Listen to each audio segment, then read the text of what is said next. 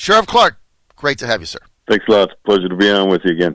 I know you're always excited when you come on. I know that, Sheriff. Any way we can get you to come to our rally Monday in Richmond? No, somebody did reach out to me about it. I'm going to be in Michigan hosting some events with people running for sheriff and for Congress. So I'm going to be unavailable, but I wish I was able to attend. I would have accepted the invitation, but there'll be other rallies, and keep me in mind when they happen. This may be a push come to shove moment. I believe a defining moment. I said in a tweet, this might be our Concord and Lexington moment. I think that your blackface KKK Governor Northam is provoking an incident here. That's what he's doing. These are people who are exercising their constitutional rights, their First Amendment right to peaceably assemble, to petition their government, to redress grievances. It's also protected under the Second Amendment, which is what this whole thing is about. So what he's doing, he's creating a chilling effect, like you said. All of the limitations and restrictions that they're placing up creates a chilling effect from people exercising their constitutional freedoms. And when this kind of thing is done in other areas, usually courts get involved and put an end to it. Can you imagine if there was a voting rights rally that was called for in Virginia and 100,000 people were going to show up with the governor, call out the National Guard? First of all, you're right, John. You hit the nail right on the head when you said there's no credible threat. I'm here to tell you there is no credible threat. He has to name names, right? We don't trust this guy. If there are real credible threats and he wanted to deter them, he should name names, name the groups, name the people, the intel that they have. That may deter them from showing up if they're actually planning on showing up, which I don't think they are. Well, I mean, look, we were supposed to get 100,000 people here. These are law-abiding Virginia citizens that want to come and be heard. And if first of all, his press conference was theater of the absurd, as they all are. I mean, the guy is just awful. But then he puts the press release out, the written press release. First paragraph. Again, law enforcement intelligence analysts have identified credible threats of violence surrounding the event. Okay, I can live with that. Okay, maybe there is. I don't know. There's always some whack job putting up some crackpot Facebook post, right? Because they don't have anything else to do. Then he says, along with white nationalist rhetoric, what on earth does this rally put on by the Virginia Citizens Defense League, supported by the NRA, that has been happening here at the Virginia Richmond Capitol on Lobby Day for 50 years without incident? What on earth does that have to do with white nationalists? I mean, this is their little buzzword now. Anything they don't like, the white nationalist, white supremacist, says nothing to do with us. That would be like every time there was a progressive rally, we said, oh, it's Antifa. They want to overthrow the government. It's the Communist Party behind it. It's whatever it is. I mean, come on, man.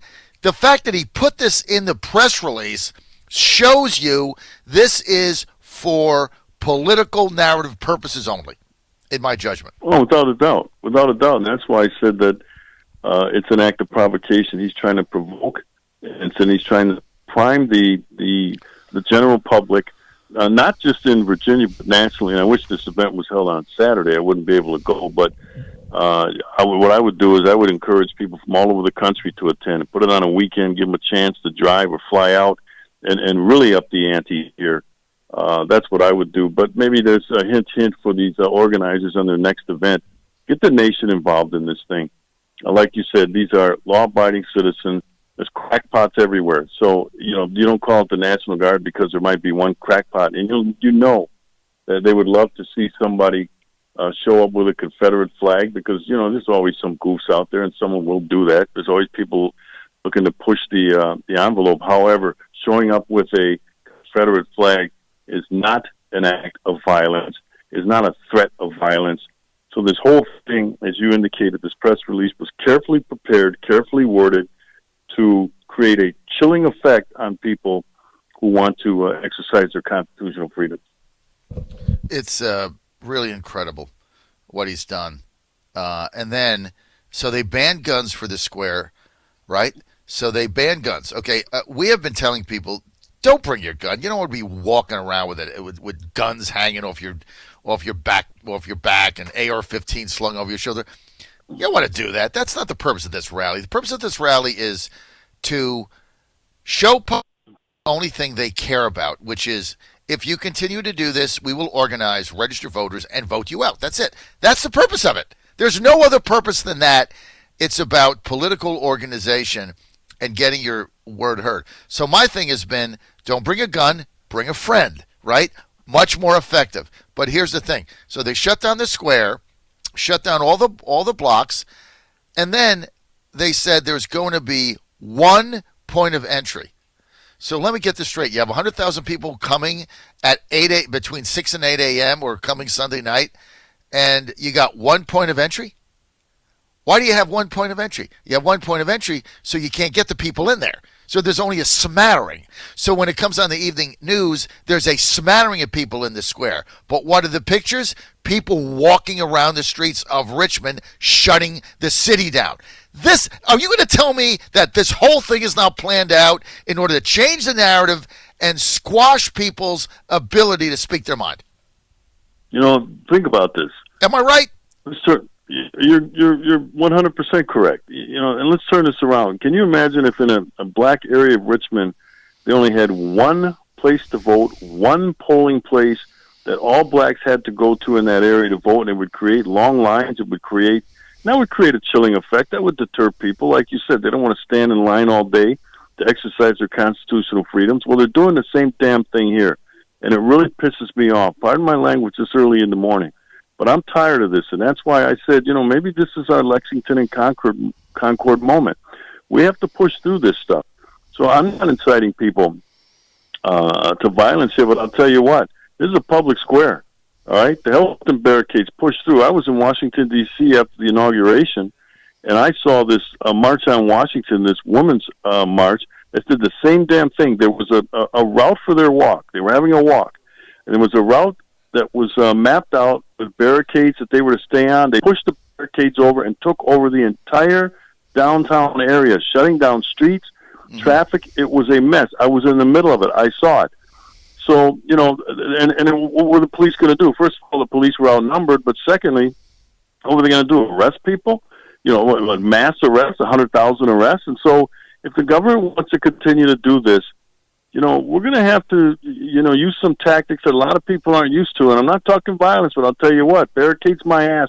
I have a right to appear in a public square, and if they're going to deter me from doing that, there needs to be, if you got 100,000 people and they're pushing through, what are the police going to do? That's my question. I mean, what are they going to do?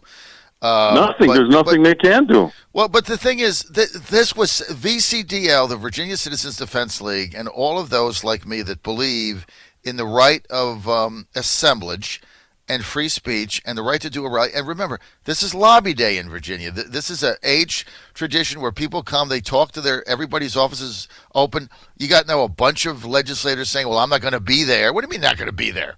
Right? My state senator, different. John Cosgrove, Chesapeake, Republican. I asked him, he's like, what do you mean? I don't care if I have to go there on Saturday. My door's open. I'm open for business to talk to constituents anywhere with any concerns they have, including this issue. If they had just let this go, it would have been, I'm telling you, it would have been a phenomenal rally, very exciting, without incident. But now it's like he took a match and just tossed it on a fire, on a tank of gasoline. If this were a rally, I could name instance after instance. If this were a rally to promote illegal immigration and 100,000 people were expected to show up in that public square, they would not have limited access. They would not call out the National Guard. They would not deter people from showing up because it's something that they support. Your black-faced governor there supports illegal immigration, and so they would encourage and make it easy for people to come and demonstrate, and I wouldn't have a problem with that. So this is the way we get treated in this country. We're second-class citizens. I'm tired of it. I think Americans, there's this growing sentiment, and that's what I'm trying to do, John, is create a critical mass of people that are going to say, we're done being treated like this. We're done being treated like second-class citizens. We're done having our constitutional freedoms trampled on, and we're going to push back. So I encourage these sorts of rallies to protect these freedoms, because if we don't protect them, they're going to be taken away. We're with America's Sheriff David Clarke, former sheriff, Milwaukee County, one of the key surrogates for the president in 2016 and now in the 2020 campaign. And he's also a senior member of the advisory, a senior advisor to buildthewall.org. Sheriff, let me read you a text here from Ben in Norfolk. Ben says, "Hey, John, tell the sheriff I saw on the news moments ago that Northam is putting up a 10-foot fence around the entire Capitol to keep people out. Also, he stated there will be no weapons allowed anywhere in or out, and the one point of entry, as you say." Look, it's just there to send a message to keep people home. Nobody wants to stand in line for 6 hours to get into something. Nobody's going to do that, right? People don't want to do that. So it's like, hey, look, stay home. The hell with this rally. I'm shutting it down. That's basically what he did. There are certain things that we as a society, and by the way, your blackface governor derives his authority from the consent of the people, and that's us. So, there comes a point in time when in a public square, these sorts of things are just trying to deter people, like I said, from exercising their constitutional freedoms. I'm not going to be there, so I can't say what I would do, but and there's a way to do this peaceably, all right? Erecting this fence around a public square like that, sometimes to maintain public order you do it. That's not what this is for. He's hiding behind the public order authority that the government has. He's hiding behind it. Like I said, he needs to name names. And I know the liberal media there, the lying liberal media in Virginia is not going to do it. However, he should be pressed on this, name names, tell us who the groups are, tell us what the intelligence is. Because if it were me and I was in charge of this, I'd want to deter them by saying Group A, B, and C are expected to show up. Here's who they are. We have pictures of them. Here's the stuff that we've intercepted on social media. And I'd name it. Call them out. You know what? They're going to go, oh, geez, I guess they're on to us. We better not do it.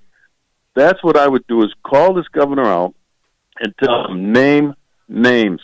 Tell us what you got, because we do not believe you. Well, I think you're spot on. And the lack of credibility that Governor Northam has, I think, is playing into this. And he did this to himself, right? I did do this to him. I used to have him on my show a lot. Now it's like, why? I don't believe him. I mean, when you don't believe somebody, why bother? Right? I just don't believe anything he says. I mean, I was done. That blackface thing, the way they handled that, the political opportunism that went with it. First he says he was in it, then he said he isn't. Then he does a moonwalk. Then he's trying to kill babies on tables. I just had enough. And this is just one more example. The press release that he put out was inflammatory and offensive. I mean, if the press release certainly said, look, I've got evidence, intel that Antifa's going to be there, other organizations, they're up to no good. I'm going to get everybody together, come up with a plan to make sure this is peaceful. The VCDL that has this rally wants a peaceful rally to let there be heard. Bring a friend, not a gun. That's been my message for 2 weeks. I'm going to be there all day, live coverage, 6 a.m. to 6 p.m. We got a spot. We're going to be out talking to people. But it is unfortunate that it has come to this, when all the governor had to do was sit back, monitor it, let the Second Amendment advocates have their rally, make it peaceful, everybody goes home, the sun comes up the next day. Instead, he inflamed the whole thing, because that's what he does. Sheriff Clarke, thanks for being with us.